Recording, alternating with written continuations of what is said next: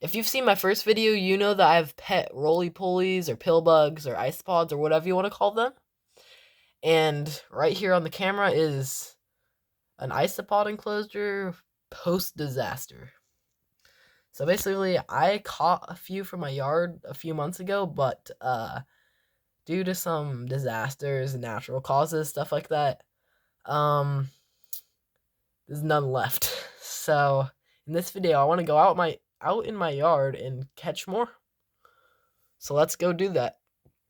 Okay, so I have 3 ways I'm gonna try to catch these isopods, and 2 of them are right in front of you. Uh, this one's a jar because I'm gonna turn it into a pitfall trap, which I'll go into more detail later. And this is isopod food. Okay, so the first method we're gonna use to try to catch isopods is food, or I guess bait, kinda. So we're gonna just take out the food. And by the way, this is a little old, but I think it'll do because I'm too lazy to make more right now. So we're just gonna grab this and put it just in a good spot. Like, I don't know. Putting it right here, and we'll check back on that later. Make sure to watch till the end because the food actually had some interesting results. Our next method is very simple. We're just gonna walk around my yard and look for isopods to catch it. If we see one, we'll grab it and put it in here for now. Okay, I made the pitfall trap because I wasn't really having any luck with catching any, so the idea is some creature will just be crawling along the, forest floor and then fall into the jar. And so I'm just gonna leave that for a while too and see if we catch anything there too. I haven't had any luck with finding any isopods, and the pitfall trap doesn't have anything in it yet.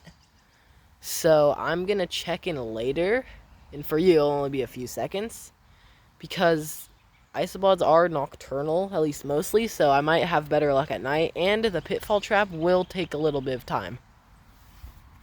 Okay guys, it's a little later. It is very dark outside, as you can see, but I'm just checking back, and there's actually isopods eating the food I left out. So I'm just gonna grab the food and put it in the container and hope that the ones eating it will just kind of drop in the container with them.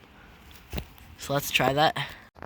Alright, I didn't show it on camera because I wanted, both hands, all my attention actually on getting them into the container rather than recording, but as you can see, I got a couple into this container, so that's definitely a start at the very least. Sadly, the pitfall trap didn't work, so I'm just gonna basically flip it over because it didn't work and I don't want other animals to fall in. So yeah. Okay, I've been looking around for isopods, and look what I found right here. So we're gonna get him into our container too. Yo, we just got another one.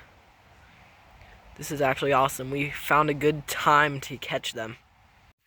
Okay, as you can see, we got the isopods, and I'm going to put them in their new enclosure.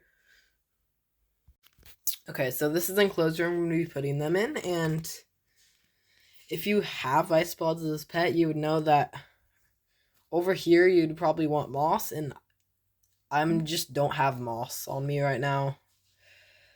So basically, I'm going to have to go get that and add it later, but they should be fine for a little bit. So I'm going to add them right now.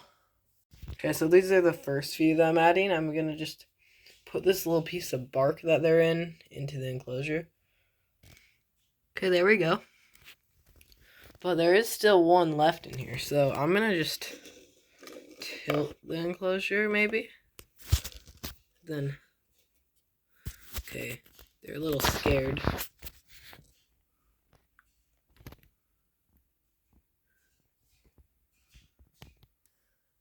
And again, we're just going to put this in.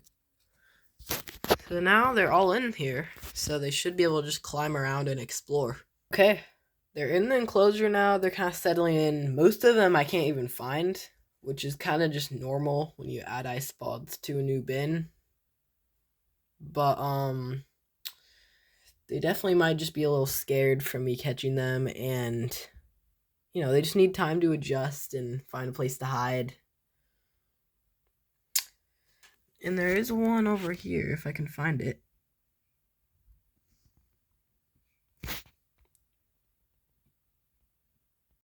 Since we only got 4 isopods, I'm probably gonna catch more at some point. I just don't want to take too many so it doesn't like mess up the environment in my backyard, but it would probably take a lot of isopod stealing to do that, so I'm not too worried. But if you're interested to know what happens next, if I catch any more isopods, or even if they have some babies, maybe. So stay tuned to see what happens next with these isopods.